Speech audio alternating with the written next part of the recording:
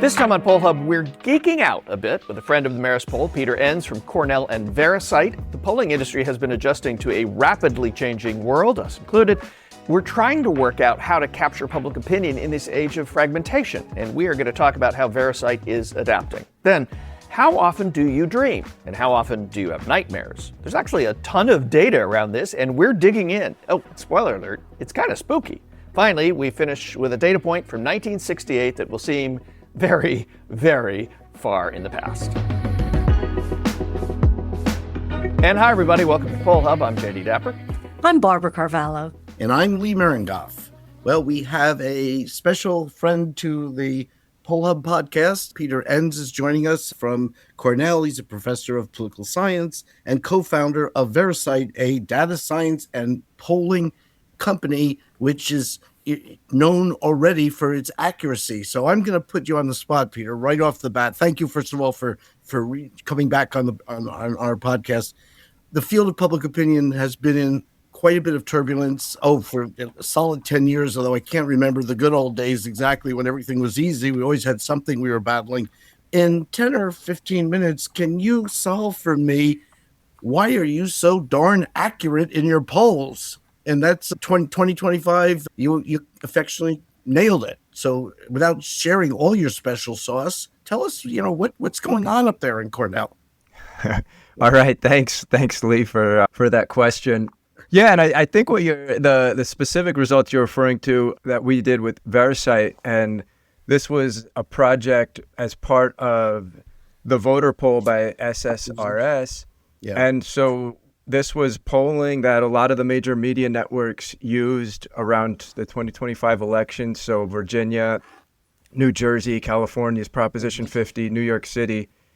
And we just released a report you may have seen looking just at the Verisight portion of the data that was contributed to the voter poll by SSRS, and turned out to be super accurate, which we expected. We were pleased to see, of course.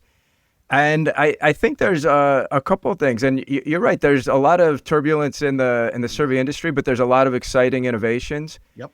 And so our thesis is, if we want to hear from the public, we have to reach them where they are. And so that means reaching out in a lot of different ways. That means messaging in ways that convey who we are in a way that, why we're doing the work we're doing. And as appropriate, providing incentives in certain cases.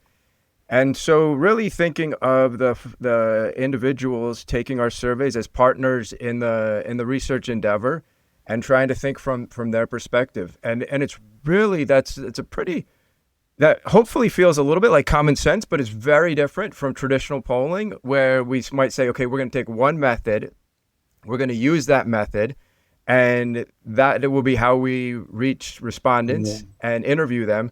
And this is taking a very multifaceted approach.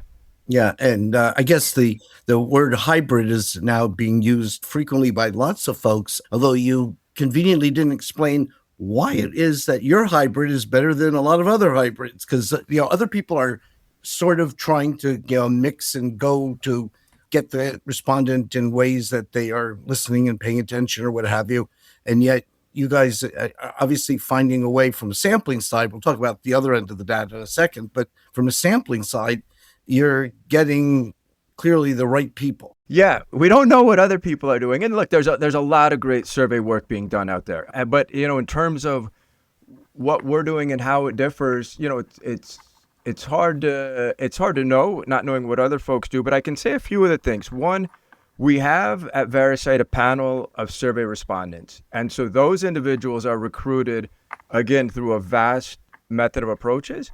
And then to make, those individuals, they receive incentives. We try to keep the surveys short, engaging. And so you can think of a very holistic approach to maintaining that panel of respondents. Then for something like election polling, let's say in New York City, we don't have enough individuals in New York City in that panel. We're going to supplement that. And one distinction with Verisight, we never rely on other companies to collect data for us. We always do that directly. So we control the entire process. That turns out to be pretty rare in the industry these days. And so one of the methods we use is text messaging individuals. And so there we make sure we're sampling from a comprehensive list of numbers of individuals. This also means we can verify in the process of who we're reaching out to. And then if you think about it, we all get text messages, and some, most of them we ignore. Some we ignore faster than others. So thinking through that messaging, what that looks like, and then we're not going to send multiple text messages, right? Nobody wants to get that. And so the really viewing every step of this process as part of the science of surveying is a key element. Peter, you've also, written, it's not just the mode of how you're reaching people, but you've also written about the benefits to both probability and non-probability sampling. We have a pretty geeky audience, so feel free to get geeky. But I think, you've done some research which has actually indicated that if done in a scientific way, there can be benefits to both. Tell us a little bit about that research and how you've combined these different approaches. Yeah, absolutely. And I think, I often fall into it too, in the probability, non-probability distinction. And I think we're at a point where in the industry and in thinking of the science of surveys, really viewing both of those as a continuum. And so there's a massive continuum of approaches and quality and representativeness amongst non-probability based approaches or opt-in or convenience samples. There's also a continuum on the probability side. And I think that makes sense when we think of how low response rates are. So the assumption of an accurate and representative sample from a probability-based survey is that those who respond are equal to those who don't respond. And as our response rates in the industry get lower and lower and lower, that assumption becomes less tenable. And when we see probability-based sampling methods deviate from known outcomes, like in certain election surveys, that shows that assumption fell apart. And so there's a continuum on both sides that I think we need to recognize. And then that's underlying the research, Barbara, that you're mentioning in terms of thinking of what combination of approaches might be better suited for different outcomes. And I'll give an example that we found in some research we've done. It turns out that online surveys actually misrepresent the sort of experience of online individuals. And what I'm getting at is, you might think, oh, I want to study folks who are online a lot. That would be an ideal approach for an online survey. And again, online surveys could be on the probability side, like a probability-based panel conducted online, or could be on the non-prob. But just to illustrate this mode, but it turns out that folks who are taking surveys online tend to be using free internet access at a higher rate than the overall population. And so you're getting a slightly different sample of those computer users. And so you can get really counterintuitive results based on the survey approach. So just to follow up on that, Peter, do you think that it's, you mentioned the lack of representativeness of probability surveys, but have non-probability surveys, and actually samples, I should say, have they in some way gotten better, or at least have we gotten better at knowing how to use them? Yeah, I think that's a great distinction. And for sure, there's some excellent probability-based surveys. And at Verisight, we do use probability sampling methods for a lot of projects. So again, that's an important component. But we also see, especially in election polling, non-probability sampling turns out to do quite well. And there's other areas where it does quite well. And I think this distinction is that how we use them is really interesting, because the folks who are using non-probability or opt-in survey samples tend to be making more adjustments to the data. Because if you start from a convenience sample, you have to make adjustments. And I don't know if research has been done, if you applied the same statistical adjustments to a probability-based sample as an opt-in sample, how would that shift things around, right? Because I think it's from it's a different starting point. And in true probability-based sampling, when you have a high response rate, there's been weighting as adjustments, but that's been a pretty straightforward approach. And of course, there's complicated approaches to weighting. But I think the starting point, the premise of opt-in samples has involved more adjustments. And so it raises this question, how much is the adjustments? And I think that can make people nervous when you talk about adjusting data. If you talk about that out of context, that can seem a little bit strange. If you approach it from, we know a lot about the population we're trying to study, and we know a lot about how we obtained our sample and the data we received, then the statistical adjustments are scientifically informed. And so these are not adjustments based on a whim. These are not adjustments trying to obtain a particular outcome. They're a priori statistical methods being applied based on known characteristics in the population and the sampling approach and the data that was obtained. Yeah, and it's not haphazard. Exactly. One of the things that you're working on is something that we've been working on here, and lots of polling organizations are working on. I was a political journalist for 25 years, so when I got here, one of the first things that I said was, what always frustrated me in using your data, Marist poll, was that we understood what people said, but we didn't necessarily understand why. And so the idea of open-end focus groups and all that, that's all done. You're working at open ends in a way that I think we're working as well, which is trying to apply the opportunities provided by machine learning and big compute power to get further with open ends other than a few questions at the end of a survey or a focus group. I'm curious, one of our challenges is figuring out how to do something with that. So if we can ask 5,000 people long open-ended questions and have AI or machine learning kind of parse that so that you synthesize it into some learnings, how do you present that to the public? I'm wondering how you're approaching that, because I know you guys are working on that, and what your thoughts are about open ends in the future of public opinion polling. Yeah. No, I think open ends and really letting people say literally what's on their mind is an exciting area.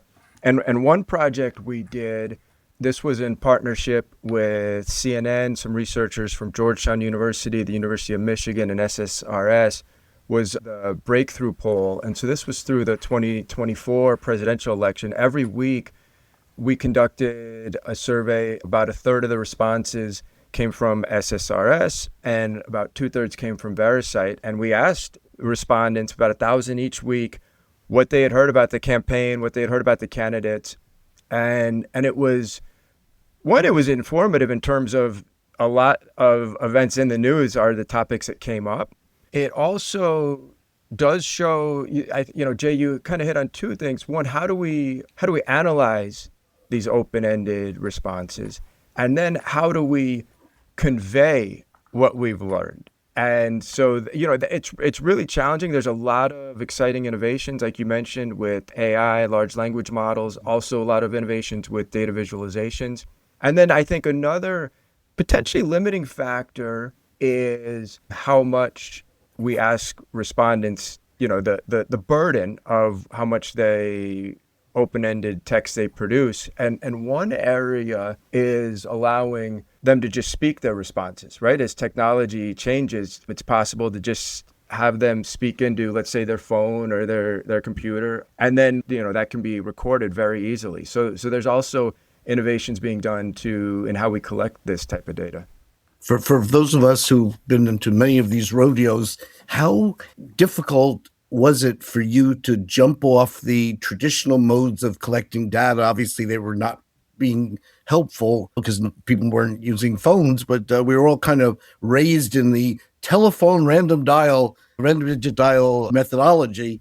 And there isn't a word that you've said so far that sounds much like that. So your propensity for risk probably is pretty high, I would guess. Maybe. I would say, Lee, that the thesis is in, the environment, the technological environment, the social environment is so rapidly changing that we will have to shift how we reach potential survey respondents, how we reach the general public, and how we collect data. So that's kind of the Verisight thesis. This is a moving target. And I think we've embraced that. And so we're constantly experimenting, constantly trying to shift. I'll give one example with phones that we've incorporated that's been reasonably successful is reaching out to folks. Again, sometimes we'll reach out by mail, and we'll have a QR code they can scan, a URL, or a 800 number they can call. And what might be surprising that works surprisingly well, I think, is the automated, what we might call robocall interviewer.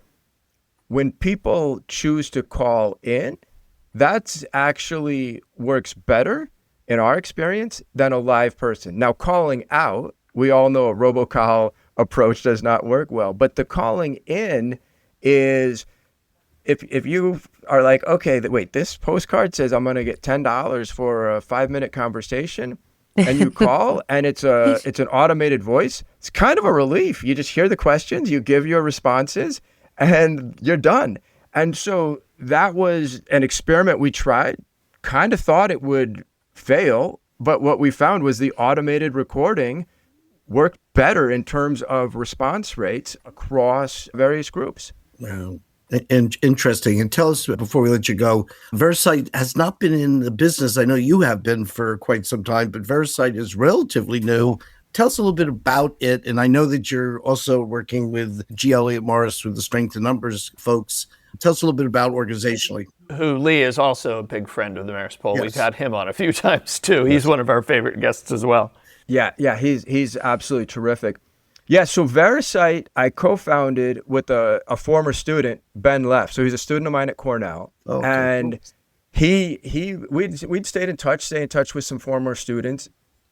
And he brought this idea to me. He said, hey, he was out in the business world, and he said, what you taught us about public opinion survey research isn't being applied. I think there's a business opportunity. And I, at the time, through my own research at Cornell, had been a little frustrated with some expensive surveys that were grant funded that I knew were not accurate. These were sort of gold standard surveys, and because they included right around elections, they like 15 percentage points off. And so I was very frustrated with having spent all this grant money on gold standard surveys, but also I wasn't comfortable with the less expensive options. And so here Ben comes back, and it kind of clicked. Wow, I could be part of the solution potentially instead of just complaining. And so we started Verisight together. And again, from this idea of we're going to experiment, we're going to accept that this is a moving target, but we're always going to use the soundest, most scientific-based methods we can while we experiment. And this other point I mentioned earlier, we're always going to collect our own data. We're not going to outsource the collection of data to anyone. And that, I think, is a major, major difference with a lot of what's going on anyway elsewhere. So I should, in closing, point out that you are also, at the end of our podcast, I typically will thank our friends at the Roper Center at Cornell. And that's also one of the hats you've worn over the years. So you're very much involved in lots of things. And now you're a multi-time guest on the podcast, which I think probably goes to the top of your list of things you've accomplished. Very, very proud to be able to be back on Poll Hub. Yeah, anyway, thanks so much, Peter, and keep it up. And it's nice that you're doing it, and nice that you're not reluctant to share, because that's a big deal for everybody. Thanks so much. Well, thank you all for the conversation. I really appreciate it. So everybody dreams and everybody has nightmares, but how often you dream and how often you have nightmares apparently varies across the population. I'm always struck by how some people remember their dreams, and I almost never remember my dreams. But the nightmares part is actually really interesting. And Cassidy did a little research into this and has come up with a really interesting segment on this. A couple of pieces of data, and then let's jump in. So from the Journal of Sleep Research last year, a study looked at dream recall and nightmares. 54% of adults, and this is global, recalled dreams frequently, weekly or more often. This was from actually 2021 study that they had done. 11% reported frequent, that means at least weekly, nightmares, and that was up from 6.9% in a prior study from 2019. So Remember, that was during COVID, probably not a surprise, from roughly 7% to 11%. Individual differences research did some studies last year as well in 2025. About 40% of adults in that study report having nightmares sometimes, and that goes back to a 2013 data that they were pulling from. And about 4% report having them often, up to 29% experience nightmares monthly. So about a quarter to a third of us have nightmares at least sometimes. And in terms of dreams, most of us, or at least a majority of us, recall dreams frequently. I'm just curious, before we get into what that means, what our own experiences are. I rarely recall dreams unless they're in the half an hour before I wake up, and they're always processed dreams. And I rarely have nightmares. Barb, what about you? Well, one of the statistics that I found that was particularly interesting was that it said that the less sleep you get, the more likely you are to have frequent nightmares. And I am probably the exception that proves the rule, because I don't get a lot of sleep and I don't often dream, never mind have nightmares. Again, like you, my dreams tend to be process dreams. Like if I do remember them, it's something that happened over the last few days that I was clearly trying to work out, subconsciously. Do you ever dream in spreadsheets or columns and rows? Because I do, and that's scary. Well, you know what? I do dream, though, very much in pictures. So that shouldn't surprise you, given that every time, someone is trying to explain something, that I say, okay, give me a picture, give me a graph, give me a flow chart. So is that your dream part, Barb, or is that in a meeting? I got confused. That's both. That's both. But no, that is at a meeting. So I am definitely a very visual person. But but actually 46% of those with frequent nightmares get 6 hours or less per night. Most of the time that, like even I would wake up, it's mostly to check the clock to make sure I have another opportunity to continue to sleep through the night. Lee, do you have nightmares or do you remember your dreams, but do you have nightmares? Yeah, I have recurring nightmare. And it has to do with going back to when I was either an undergraduate or graduate student, depending on what I'm thinking at that time. And always it's something like, I didn't know I was registered for that course. No one told me there was a midterm. You still dream this? Oh, absolutely. I'm always it was only 20 years ago, so that makes sense. Yeah, well, let me put it this way. I appreciate the fact that my dreams are in black and white, but then again, so are everybody's. So that doesn't help explain why I'm in black and white. But I always think now, as a member of the faculty for 5 decades, that, and I've mentioned this now in class lately, that I sort of know and sensitive to the fact that I may be ruining people's lives because they may in their own lives now think, oh my God, I missed Maringoff's midterm, or I miss it. And that's now going to be part of a nightmare sequence. So Cassidy, are you, let's ask somebody who is experiencing that. Are you experiencing nightmares of missing Lee's class or a midterm or anything? My reoccurring nightmare about school would be not getting my locker open or missing the bus home and being stranded. See that? I can do that. Do you have them otherwise? Do you remember your dreams first in general? I would say I get about a good week, 9 hours average of sleep, but I still feel most nights. I wouldn't consider them nightmares. They're just really uncomfortable, weird dreams.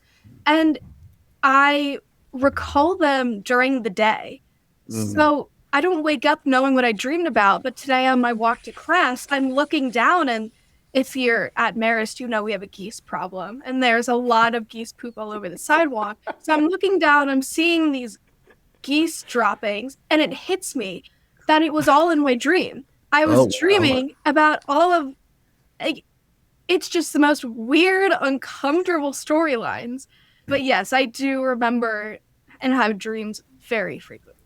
So one of the things that you found in your research was that the nightmare piece, there's actually some seriousness to this around, for instance, PTSD. There was some research from psychiatrists and psychiatric inpatients showing much higher nightmare rates among those with PTSD. 61.5% of patients with PTSD reported nightmares at least weekly, where it was about 40% without PTSD reported that. And then there's also like some other things around like food. If you eat certain foods, there's a higher measurement for these things. But it was interesting to me that in what you found was that nightmares can be reflective to some degree of mental health, along with these other things, what you eat, how much sleep you get, those kinds of things. Were you surprised by that when you dug into this? Honestly, not at all. It's something you just assume. And then when you see the research, you know it makes total sense, especially if you have nightmares and you start thinking about how it relates to your life. I was talking to Barb last week and she asked me what my reoccurring nightmare was. And I said, as a kid, I had a nightmare that my mom and I and my dad and my sister were separated on this massive cliff with this leopard, cheetah, jaguar mix. And it was like, it was going to get any of us. We didn't know which way it was going to go. Wow. And so Barb had asked me if I was ever like stranded when I was a child. And I said, actually, my dad was in charge of my sister and I. And we were in the mall and my sister was an infant. So he's holding her and holding my hand. And we go down the escalator, but he drops my hand. So I'm standing at the top of the escalator and they're at the bottom. And I'm terrified and crying. And an old man had to bring me down. So I would say that definitely reflected a mental health part of my brain in that nightmare. Wow. Yeah. And it's true. I mean, a lot of the research that you found, Cassidy, is that this is really a way that we process experiences, mostly stressful experiences, but they can also be very positive ones, something that emotionally gives us very much a high or very much a low. I think one of the things that I have been fascinated on, and there have been a couple of recent stories where people have dreamt that they have something physically wrong with them, then that gives them the impetus to go to a doctor.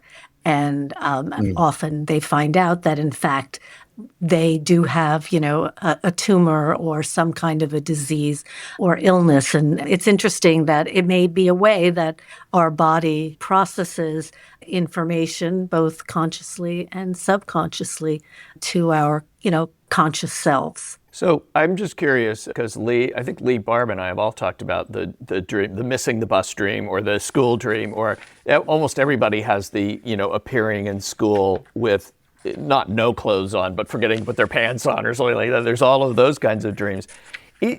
What you just mentioned, Barb, though, really strikes me that it is the brain. We know it's the brain processing stuff. When you think about happy dreams, what are those? Like mine is flying. I soar. And I love to soar like a bird on the updrafts and all that. Barb, what's your do you have a happy one that occasionally you have? Jeez, my happy dreams. But, as someone that doesn't dream a lot. There's not regular. Yeah, there's not really one that comes to mind. Yeah. Lee? Mm-hmm. Yeah, I think the only thing that I do that borders on happiness is I will take borders on happiness. Yeah, because it's not really a happy dream. It's not like I'm standing in the middle of Yankee Stadium singing "We Are the Champions" because we just won the World Series. It's not that. Okay, so but I think it's the fact that I very often take pieces of reality and synthesize them into a new narrative. And then if I'm confused, I will think about what the part was, and there's usually some antecedent thing that happened within the last couple of days. And those don't have to be nightmares. Those just are kind of like, rewrites of what happened in reality. So this is a little different. And Cassidy, do you have a happy dream as opposed to the escalator or the missing the bus? I would say my happiest dreams, luckily pretty frequent. They are childhood-esque, sometimes current day, but always with characters and friends from when I was in middle school and high school, when it was so simple and you would always see everyone. And I wake up remembering all these people. And sometimes the storyline is weird, but it's nice to see them. Nice to see them again. Oh, that's totally cool. So, Barb, I think that's a good segue into your fun fact. A little weird. Well, now, hang on just a second, because let me provide some context to this fun fact. Okay, because I think the context here is very, very important. Go back, if you can, or imagine time travel. It is February 1968. This is Lou Harris and Associates, who are asking Americans whether they know any teenagers who are smoking marijuana. And just the fact that they characterized it probably as marijuana in the question dates the survey in itself. And I think something that people may find very surprising is the fact that 5%, 5% of Americans said yes to this question. 95% said no, but let me just qualify that. The unsures were in the nose as well. So they did not parse that out. So surprised? I mean, 1968, I mean, what comes to mind, at least for those of us who hear 60s is, drugs and rock and roll. Lee, tell us about 1968. Well, I was in the library, so I missed out on that entirely. But I will tell you that when you said February of 1968, and this is going to get a big razz from you folks, is the time of the New Hampshire presidential primary when G. McCarthy shocked Lyndon Johnson and opened up the whole primary process of 1968, leading a month later to Johnson stepping down. So that's what I think of in February. The rest of it, I was in the library, so I don't know. I do know that a couple years later, when I was in college, in the summer of Woodstock, I came back to college, and my fellow students said, so given I live relatively close to Woodstock, did you go to Woodstock? And I said, why? What happened in Woodstock? Which gives you an idea of how much I was part of that culture. So the answer You're very is plugged in. Yeah, no, the answer is no. I don't know what you're talking about, and move on to someone else. So would these numbers be different today? Well, as it turns out, AJ found some recent data. And so in 2024, and this is from an analysis of the data that the federal government collects on this illicit drug use. This is not an apples to apples comparison because this is ages 12 and older. And then they break it into 12 to 17, 18 to 25, 26 and older. So among 18 to 25, someplace between 35 and 40% from 2021 to 2024 used illicit drugs. Now, this is not a marijuana. This is illicit drugs, all illicit drugs. And for those 12 and older, so everybody 12 and older, that number is about 20, and it's held consistent at about 25%. So there is empirical data around the fact that 5%. One of the things that is not true anymore. One of the things, though, Barb, wasn't that in 1968? Wasn't that in-person interviews, or it wasn't a phone interview in 1968, right? Oh no, it could have been a telephone. Oh, could have been, because I was thinking if you're somebody's kitchen and you're asking them, do you know any teenagers who smoke marijuana? There's going to be a little bit of a bias there. People going, of course not. There's definitely going to be a pause. I point out, one of the things that struck me in this question, and I think, Jay, your follow-up data probably did a better job at accurately measuring behavior, is that the word teenagers could mean different things to different people. When I heard teenagers, I immediately thought high schoolers. And so, I didn't think that, at that time, marijuana was as accessible to high schoolers as it might have been to college age students or adults who are, a bit older. But then recognizing that, people in their later teens are here on campus as well. But I immediately thought high school. So AJ and Cassidy, not to put you on the spot, but curious, one, are you surprised? I know 1968 is so far in the history books that you may not relate, but are you surprised that it was only 5% then? And are you at all surprised by the numbers that AJ you found in doing the research on the usage now? Again, the data you found is not about marijuana per se, but about all illicit drugs. But I mean, there's a legal weed store like a half mile from campus. So I'm just curious if any of this surprises you. I would say that the data from the 60s doesn't shock me. I think maybe I would have expected it to be a little bit higher, maybe later single digits. And then the data from today definitely doesn't surprise me. Cassidy? When I saw the question for the fun fact, I was very shocked. I also never thought about it ever. So not that I had much interest or research, but 5% was shocking. And today, the usage is insane. So the comparison is just off the charts. Well, thank you. Certainly a very interesting topic. And I'm sure we will have more of those in the weeks to come. Thanks for joining us today. That'll do it for Poll Hub this week. Poll Hub is produced by the Marist Poll at Marist University in Poughkeepsie, New York. Mary Griffith is our executive producer. Casey Schaff is our production supervisor. The Poll Hub team includes AJ Gambino, Tommy Rogers, Cassie Connors, Sylvia Weiser, and Molly Goodger. If you enjoy Poll Hub, consider telling a friend about us. If you'd like to learn more about polling and survey science, check out the Marist Poll Academy, our free online learning portal accessible from our website. Remember, you can always tell your smart speaker to play Poll Hub, and with any luck, it'll cooperate. Finally, wherever you listen to Poll Hub, there is a subscribe button. Click it, and the latest episode will be ready for you in your podcasting app as soon as it's released. We'll see you next time.